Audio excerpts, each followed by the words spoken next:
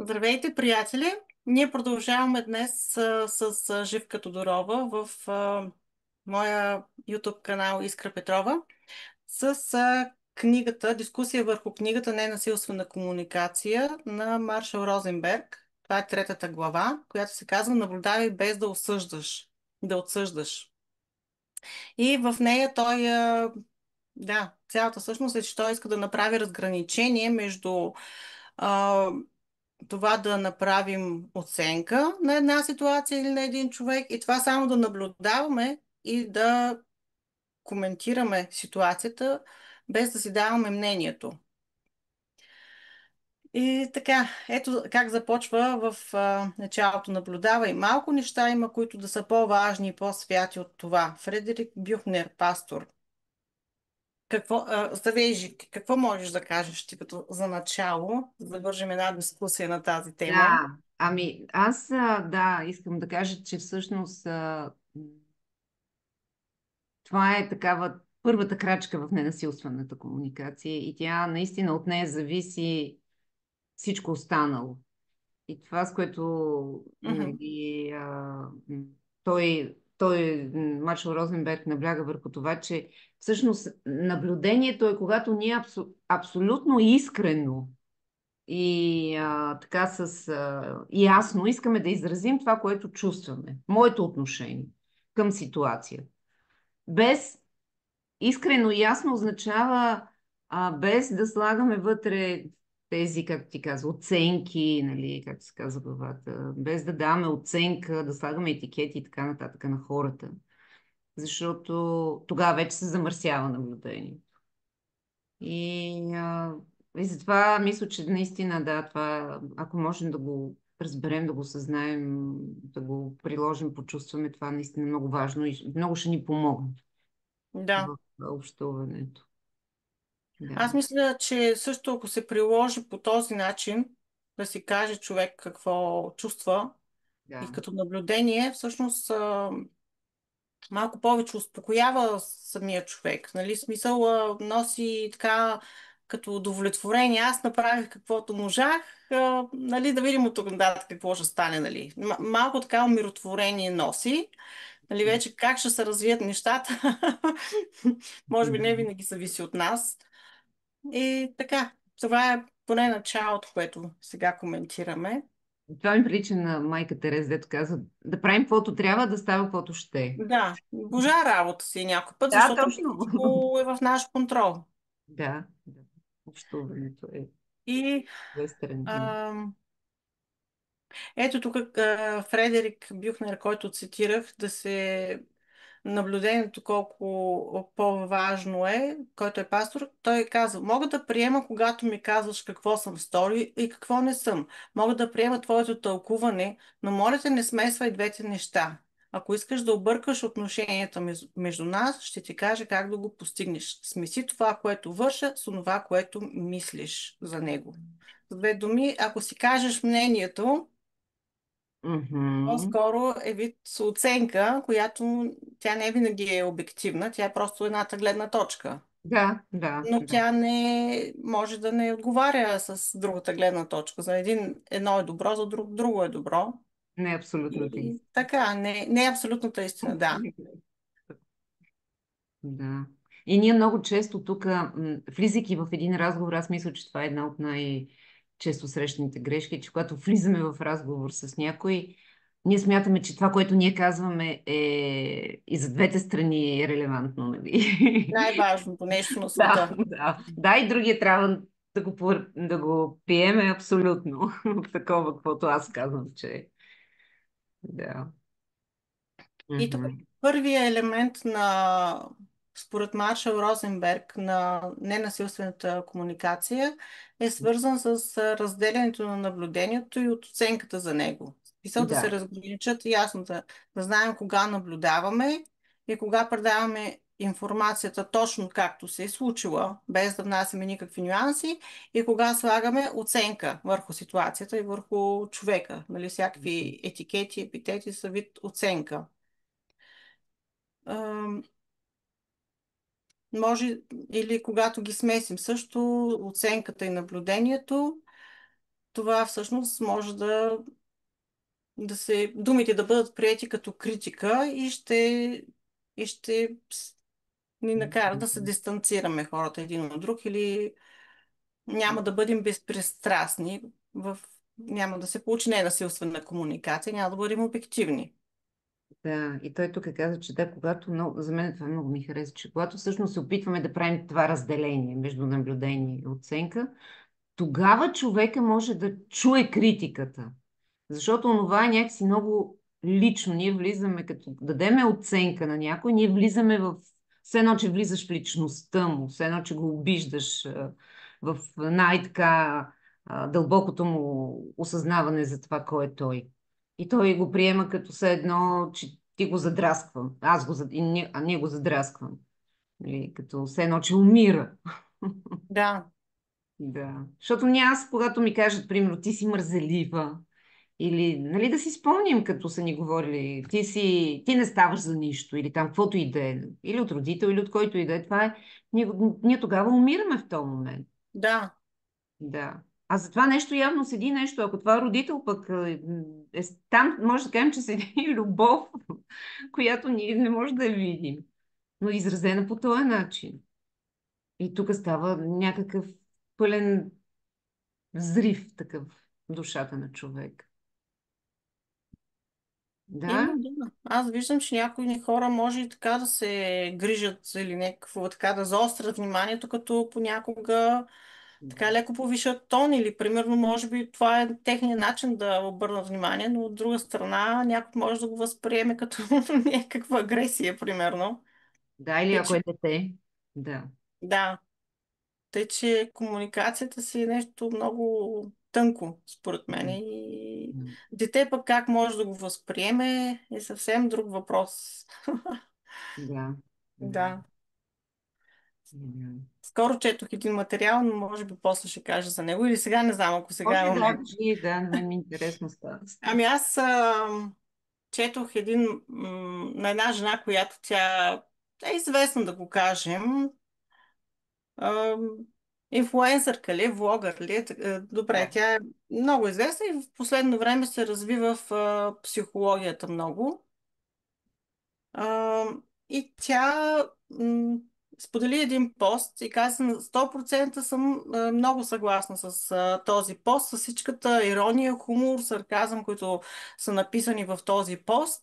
Той е във връзка с това на друг психолог, който тя споделя, че е написал да, един дълъг текст, че децата как в днешно време били отглеждани в варианта по метода на Монтесори, по метода на еди кой си психолог, по всичкото, нали, там как аз те виждам, че ти си ядосан, но разбери, че мама в момента там еди какво си, нали, изморена или така, така, така, нали, смисъл хората отбелязват в някакъв момент, че или тя го забелязва, че всъщност някой път да го кажеш по този начин на едно дете и защото нас никой не ни е учил, като сме били. В смисъл, ние като сме били в нашите години, никой не ни е учил така завуалирано, внимателно да не ни се засегне, нали, да, тънкото, нали, чувство и малко сарказъм я използва и ирония тази психоложка, а другата, която споделя, казва: аз съм напълно съгласна с тази ирония. Ето аз днеска бях на басейн с двете ми дъщери, голяма и малка, средата на 5-6 години, другата е на 7-8. И въпреки, че много се смяхме, много хубаво си прекарахме, забавлявахме се, говорихме си, аз няколко пъти на висок тон обясних на едната да не се държи като жертва на малката, а на голямата да не се държи толкова злобно към сестра си. На няколко пъти му обясних на висок тон. И въпреки всичко тя казва: ние си прекарахме чудесно. Сега, може би малко е такъв двояк въпроса, нали? Защото има случаи, в които трябва да се заостри вниманието и на дете. Нали? То е ясно, че тя му е майка и му мисли доброто, и още повече е психолог. да. И така, как мислиш ти? В смисъл, само това където сарказма използва, значи само така на детето да му говориш много мило, така, то може да си му е удобно да му говориш мило и любезно, и не се прави така. Но децата са доста хитрички на моменти. Да, аз напълно съм съгласна с това, което ти говориш и на мен това много ми прилича на на форма и на съдържание. Защото когато ние общуваме с някой, а, най-важното в общуването е нашето емоционално състояние, с което предаваме тези думи. И нашето емоционално състояние е всъщност този смисъл, който предаваме на човек. Ние, особено на деца, ние не предаваме а, фрази, да кажем, защото фразите Обидни думи, ако са, тогава е... да, дори, да, но дори обидни думи, примерно, аз си спомням една баба, която ми казваше, ти си кълпазанка или не знам си какво, обаче вътре аз не съм и се обиждала, примерно, никога на тая баба. Да, тя не Защото влага нещо лошо. именно, ето това, което влагаме е по-важно от това, което говорим. И ако Да, нямам представа, но явно тази жена, за която ти говориш, тя би искала да обърне внимание на формата, защото наистина хората, които аз съм виждал, хора, които са с ненасилствена комуникация, се опитват да общуват и те са хванали формата.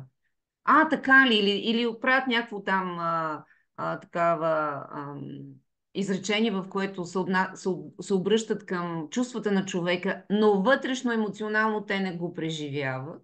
да, да, И тогава става фалшиво, наистина става фалшиво. А едни децата живеят на нивото на любовта. Да, и майката може да й каже, я не се държи така като жертва, нали, но вътре да се чувства любов. да, Да, или някаква закачка. Да, така съм съгласна. Но когато, макар че това е, нали, по ненасилствена за комуникация, е определение, нали, е оценка, да държиш се като жертва. Но, но въпреки всичко, най-важното от всичко е това настроение, с което се отнасяме и към себе си, и към човека, от срещата, на който предаваме. мгм, Е, да, да. Така че да, по-скоро нашия фокус трябва да бъде в това, в смисъла, а не в думите и да сме... Да, трябва да има думи, но не да сме да. фокусирани върху това. Да. Мерси, Искра, много хубав Да, на пример. мен ми прави впечатление и просто го замислих, че в смисъл това е някакъв преход, който децата в момента се учат, нали, да по Да, такъв един културен начин да се говори с тях, някои от тях, на някакви модерни методи, докато ние не сме били в такава да, атмосфера, нали, нашето, по нашия начин, по друг начин сме били възпитавани. Както е било редно тогава, за тогавашните времена, така че между поколенията обикновено има някакви да. изяснявания и уроци. Да, но ние с тебе сме хора, дето се обича да се учат, така че не ни Да, пречи, да, да, възрастта. точно така. Да, Това дава развитие и общо взето върви към подобрение всичко. да, така е. Да. Добре. А, имаше тук в един пример, който е показан Да. а, за... Всъщност, ако се сещаш, ти кажи нещо, докато Да, аз аз тук искам той говорише малко преди този пример, който за училището, който ти можеш с директора, да. Да, а преди това аз искам да кажа, че наистина той говореше за статичния език и за динамичния език, който също много добре корелира с това, което ние с тебе говорихме.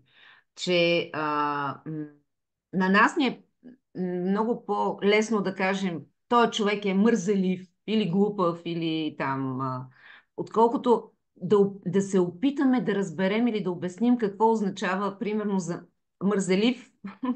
Какво означава мързелив? Да, И тук вече това е едно разширено съзнание наистина. Защото да, ти си права, нашите родители, примерно там, търчеха на работа от сутрин до вечер, защото така беше. И, а, и някак си през заповеди ни възпитаваха, или там през определения или оценки. Но когато ние започнем да вникваме в това, доколко а, доколко за мен е мързелив е клише, примерно, или е нещо, в което ако аз влеза в това нещо и се опитам да разбера какво за мен означава мързелив, какво означава мързелив този човек, аз го казвам просто за да се отърва от него или да го нагруба или там, за да изпъкна аз вътрешно, нали, такава рефлексия да си направя, или да разбера Ага, а може би пък той, както казва той, никога не бърза, докато го наблюдава. Или понякога поспива между обяд и вечеря, или когато вали. Тоест, М. и има, освен това има най-различни хора. Има най-различни хора, които са с различна конституция, да кажем, такава на тялото и така нататък, на ума конституция различна. И те, за това, че аз, примерно, съм пъргава, не значи, че другите всичките трябва да са такива. Да, Да, и това е много дълбоко. Това беше за мен такава една дълбочина в, така да кажа, в душата на Розенберг, в това да разбера как той казваше, че когато това ни пречи да виждам целостността. Ако кажем на човека, той е готвач, ние му слагаме един етикет. Махни го, бе, той е готвач. Или той е готвач, той там нещо прави вечера, примерно.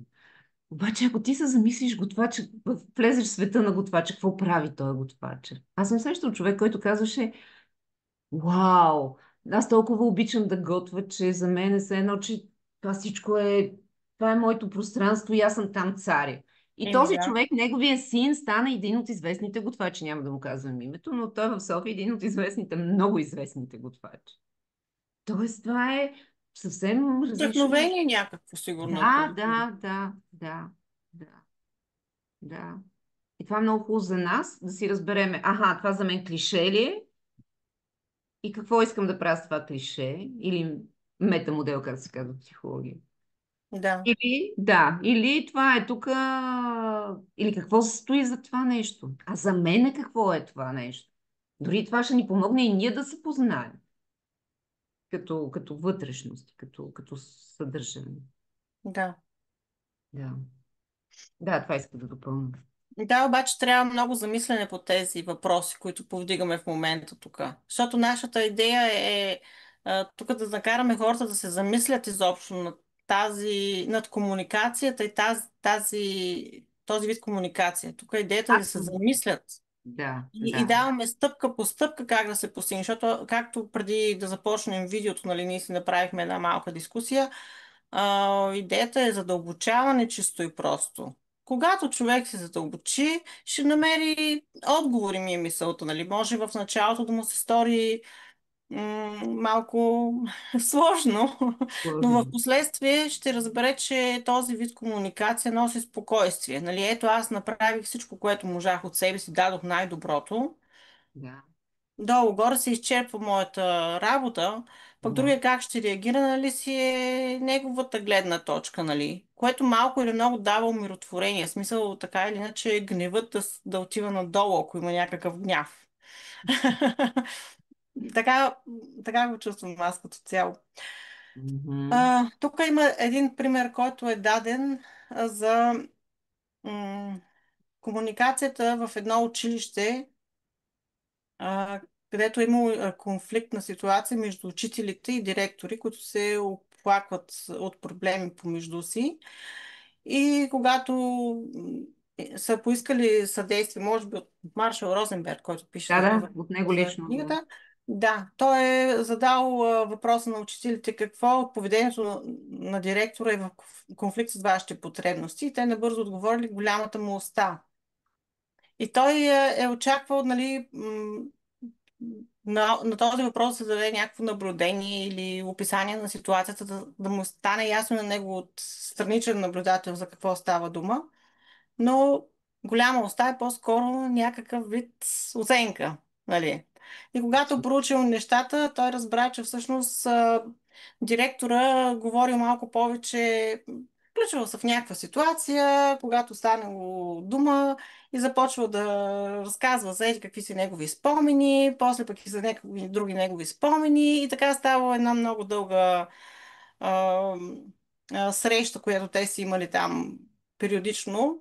И всъщност хората се оттекчавали от тези негови спомени, вероятно, и пресрочвали, периодично винаги пресрочвали времето, когато на тази среща. И те в последствие, но те не са му изразили нали, мнение, че Да. той прекалено много задълбочава в неговите приказки и спомени, което за него може би е приятно, носталгично така, а за тях не е.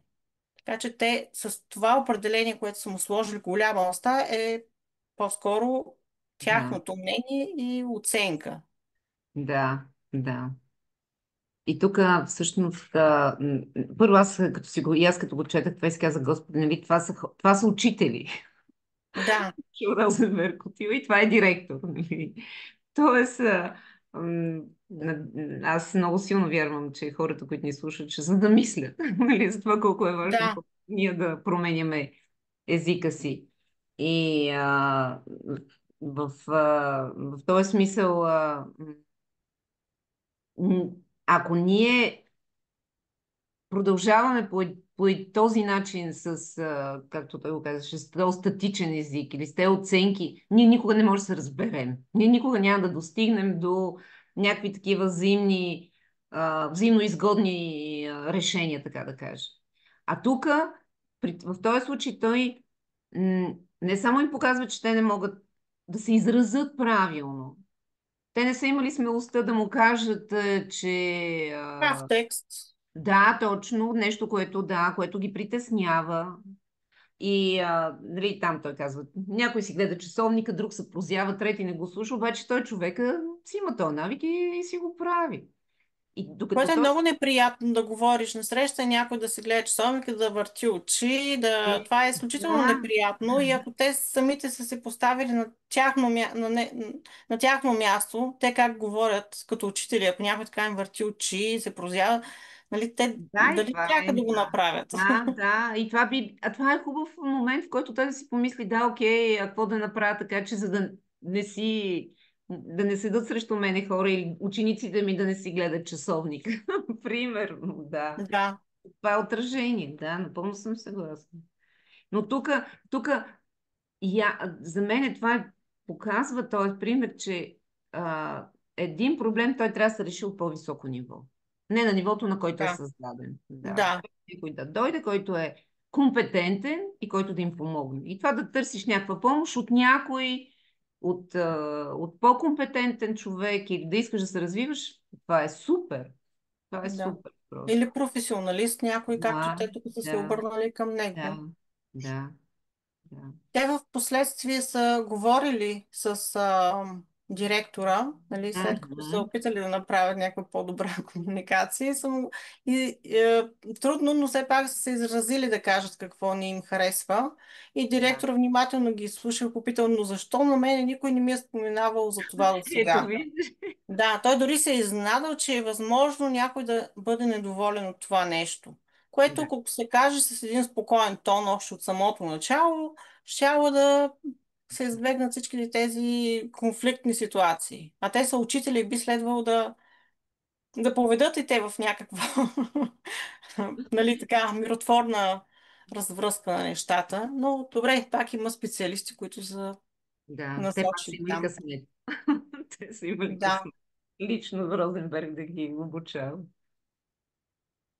да. Тук след това има едно разграничаване на наблюдението от оценките и се дават конкретни примери за чисти наблюдения, наблюдения премесени с оценки и можем и тях да ги разгледаме, защото нали, човек по-ясно може да си представи в ситуация, в диалог, в всекидневието си за какво става дума. Да. Например, употребата на глагола съм, без да е посочено, че този, който дава оценката, поема отговорност за своето мнение. Той е прекалено щедър. Той е прекалено щедър. Означава, че това е... Ами, това е, че Това е оценка. да, Защото т.е. след аз това е казвам, че е прекалено. прекалено щедър, без да. Но не казвам аз казвам, т.е. това е безлично такова. Той е прекалено щедър, нали? Но не е моето мнение, тук няма моето мнение, че той е прекалено щедър.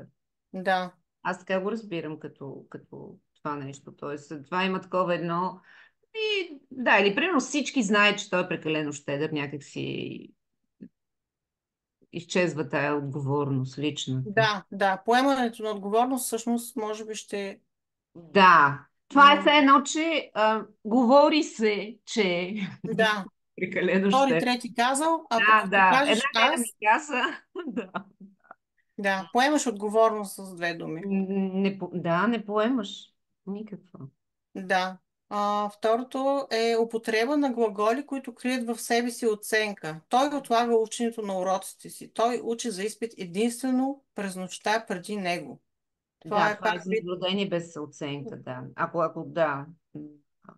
Той отлага учението на уроците си не казва той е мързелив или той е ленив или той бавно се справя. Той казва той отлага. Нали? Това пак и отлага също е оценка. Мгм. Мгм. Но когато е наблюдение, можем да кажем, като това е реалността. Той учи, примерно, единствено през нощта, преди изпити. Да, и това е така. Такъв е.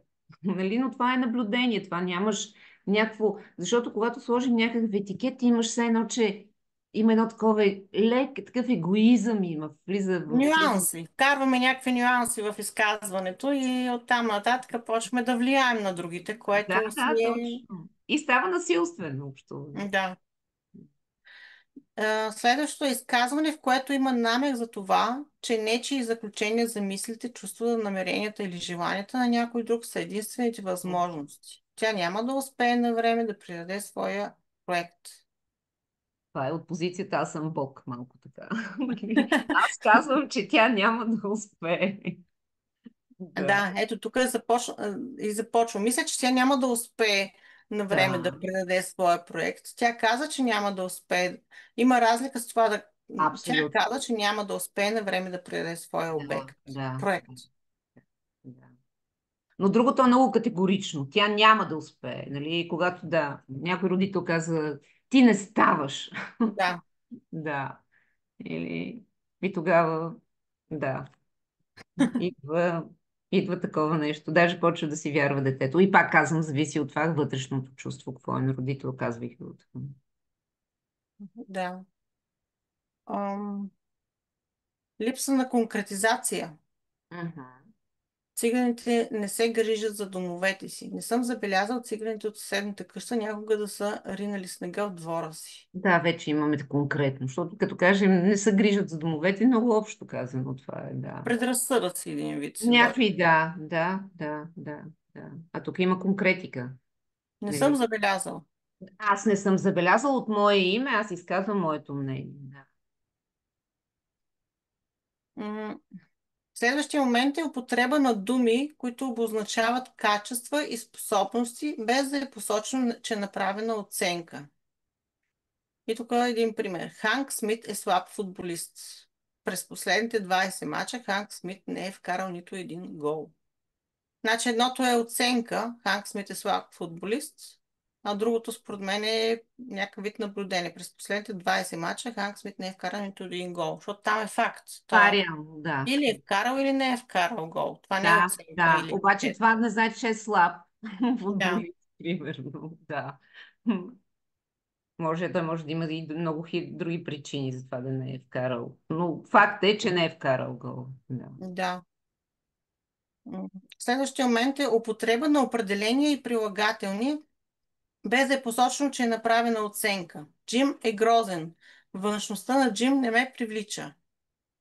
Мгм. Джим е грозен и външността на Джим не ме привлича. Е по друг начин казано, че всъщност И го за казваме мен не през е мене привлекателен. си. Да, през мен. Аз мятам, че той не ме привлича. Но като кажем ти си грозен, той е грозен, това е съвсем такова. А, влиза много личностно. Да, Да. Или като кажем, еди кой си е грозен, означава, че все едно, че аз го гледам от позицията на аз съм по-хубав. Или, нали? Това пак е егоизъм такъв фин. Но тук няма като оценка.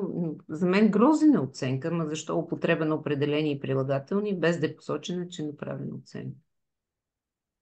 Аха, т.е. външността на Джим не ме привлича, това всъщност е като използвам. Не. Употреба на определение и прилагателни, като грозен си определение, без да е посочено, че е направена оценка. Тук може би специалистите трябва. Да, това са вече много дълбоки такива неща, но така или иначе аз мисля, че хората ще хванат смисъла на това нещо. Да. Да, то е нужно човек да спре да се позамисли малко. В смисъл, Да, тук се дават някакви примери, определения, които той посочва, но реално в ситуацията в живота човек е нужно да спре да се замисли. Не може така наведнъж на инерция да го научи това нещо, трябва да се да, да. практикува. Да, да, Ето той посочва тук думите да. и изразите винаги, никога, някога, всеки път, когато и така нататък изразяват наблюдение, когато се употребяват в случаи, когато всеки път, когато да се каже Джак на телефона, говори най-малко 30 минути. Мгм. Не си спомням някога да си ми писал. Да, това можеш. Наблюдение, примесено с оценка. Мгм, мгм. Да, да.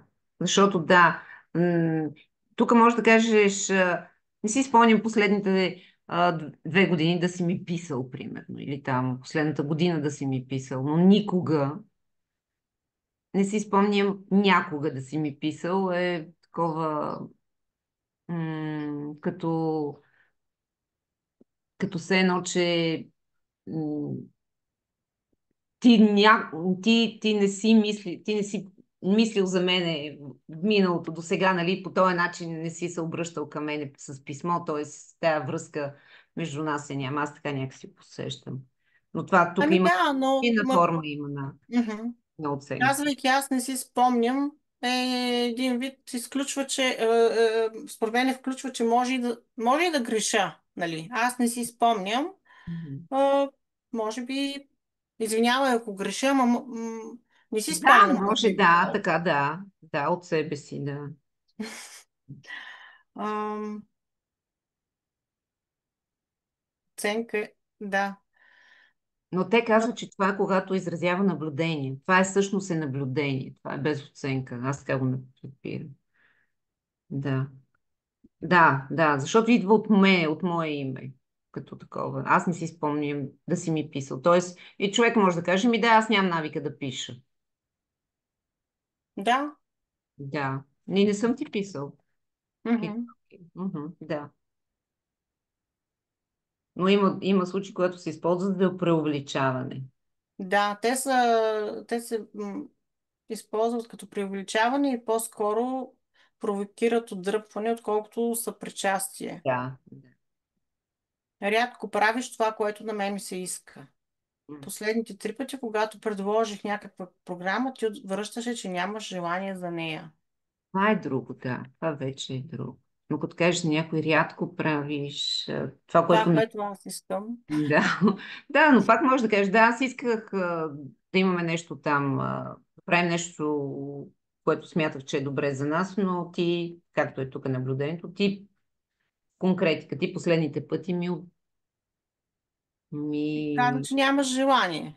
Което Да. оценка ли или смисъл да М, кажеш, че нямаш м, желание Ами, ако оценка той ли? наистина го е казал, тогава не е оценка. Да. Човек има право да каже, че няма желание да Да, прави да, нещо. точно, точно.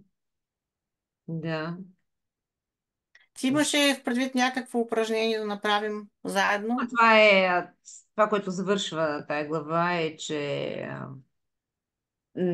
и всъщност всеки един, а можем и да го оставим като, може да ги прочетем, 10 примера и хората сами да си отговорят. Кое е Де ще си наблюдение? отговорят. Ако искаш и ние да го коментираме, за да може така, Може и да така. стане ясно, нали? Защото те после оттам нататък цял живот ще има да си отговарят на въпросите ми и да помогнем, ако можем по някакъв начин. Да, аз тогава ще предложа така. Аз ще ги изчета и човек, ако иска, може да си спре, нали, да Да. паузира, да си отговори и след това да ги провери. Ние с тебе ще ги отговорим. Така, тук тези примери ни помагат да различим наблюдението от оценката. И те са 10 изречения. Първото. Вчера Джон ми се ядоса без никаква причина. Второто. Вчера вечерта, докато гледаше телевизия, Нанси се гризеше ногтите. Трето. Сам не поиска моето мнение по време на вчерашното съвещание. Четвърто. Баща ми е добър човек. Пето. Джанис работи прекалено много. Шесто. Хенри е агресивен. Седмо. През цялата седмица Пам седеше на първия ред. Осмо. Синът ми често не си мие зъбите. Девето. Люк ми каза, че жълтото не ми отива. Десето. Когато разговарям с Леля ми, тя все се оплаква. И сега, Да, първото изречение е: вчера Джон ми се ядоса без никаква причина. Това наблюдение или оценка е? Нали, като... И оценка е. оценка, да. Без никаква причина, да, това си е моето субективно мнение. Нали, Да. да.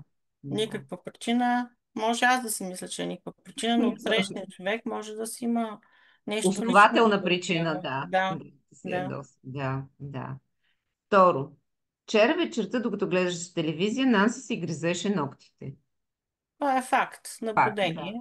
Да, точно. Това си е... Да. Трето. Сам не поиска моето мнение по време на вчерашното съвещание. Това отново е наблюдение, защото това някой, че не е поискал мнението ми, това си е, да, това си е негова като, да, той си има някаква причина за това нещо. Да, Да. Четвърто. Баща ми е добър човек. оценка. Оценка, да. А по това добър колко много може да значи, нали? Да, за един добър, за друг може и да не е добър. Да, да. И добър какво значи? Добър, въобще е Да, там огромно нещо. След това, Джанис работи прекалено много. Ето го това. Прекалено много също е да, оценка.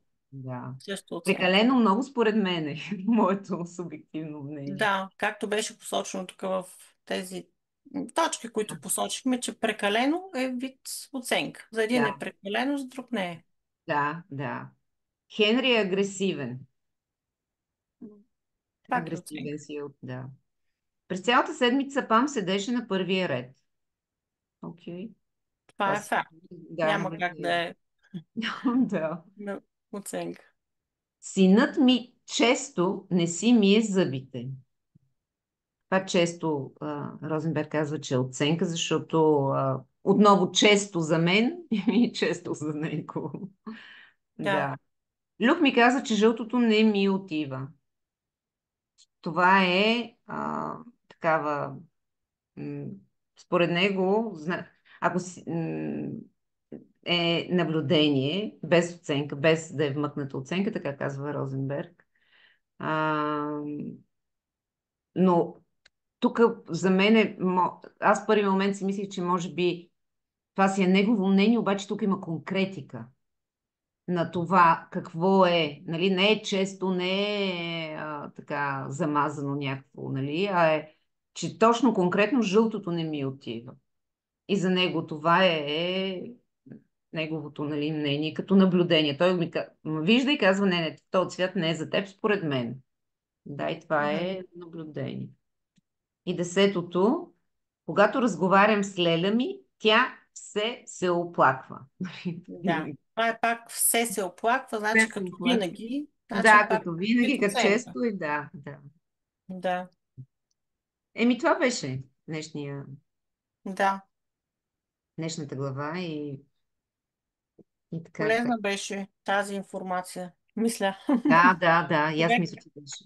като слага етикети или някакви обобщения такива на изреченията, всъщност може да се замисли или да конкретизира, или ако иска да се изясни с другия човек и тогава да го каже така Да. ясно, точно.